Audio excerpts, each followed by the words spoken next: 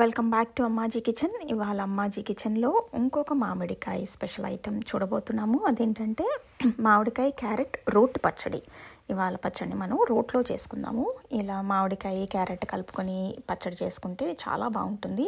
దీనికి ఏమీ అసలు ఉడికించాల్సిన అవసరం లేదు, అన్నీ పచ్చివాటితో చేసుకోవచ్చు, కానీ టేస్ట్ మాత్రం సూపర్ ఉంటుంది.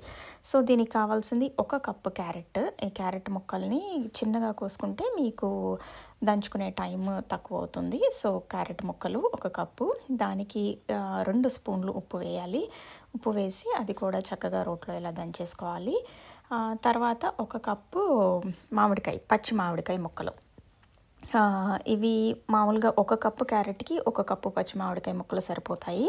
ఒకవేళ మీకు ఇంకా ఎక్కువ పుల్లగా కావాలి అనుకుంటే ఇంకొంచెం ఎక్కువ మామిడికాయ వేసుకోవచ్చు మీ టేస్ట్ని బట్టి, కానీ మామూలుగా 1 కప్పు క్యారెట్కి 1 కప్పు మామిడికాయ సరిపోతుంది.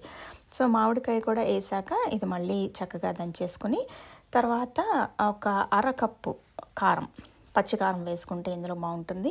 సో 1/2 కప్పు కారం లేకపోతే 4 స్పూన్లు ఏదైనా ఒకటే. సో అది వేసేసుకొని తర్వాత 4 వెల్లుల్లి రెబ్బలు, 1 స్పూన్ జీలకర్ర అది కూడా వేసేసుకుని ఇవన్నీ చక్కగా ఇలా నూరుకోవాలి మన రోట్లో.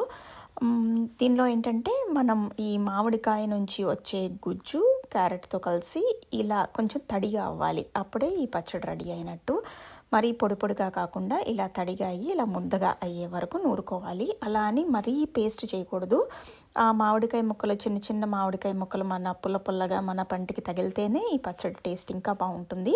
సో మరీ పేస్ట్ కాకుండా మరీ పొడి పొడిగా కాకుండా ఇలా కొంచెం ముక్కలు ముక్కలు కానీ కొంచెం తడిగా ఉండాలి, ఇలా చేసుకోవాలన్నమాట. తర్వాత దీనికి మనం తాలింపు వేసేసుకోవడమే, మన రెగ్యులర్ తాలింపు. కానీ తాలింపులో ఇంగువ వేసుకుంటే ఈ పచ్చడికి బాగుంటుంది. అన్నీ మన పప్పులు, కరివేపాకు, ఆవాలు, జీలకర్ర, వెల్లుల్లి, ఎండుమిర్చితో పాటు కొంచెం ఇంగువ వేస్తే టేస్ట్ బాగుంటుంది అనమాట. సో చూడండి మన పచ్చడి రెడీ అయిపోయినాక ఎంత బాగుందో, చక్కగా ఎర్రగా అండ్ తింటే పుల్లగా చాలా బాగుంటుంది, పుల్ల పుల్లగా కారం కారంగా. ఇంకా ఆలస్యం ఎందుకు, ఈ పచ్చడి, ఈ మ్యాంగో పచ్చడి చేసేసుకొని ఎంజాయ్ చేయండి. ఇది ఎలా ఉందో మాకు చెప్పండి. మళ్ళీ రేపు ఇంకో రెసిపీతో కలుద్దాం.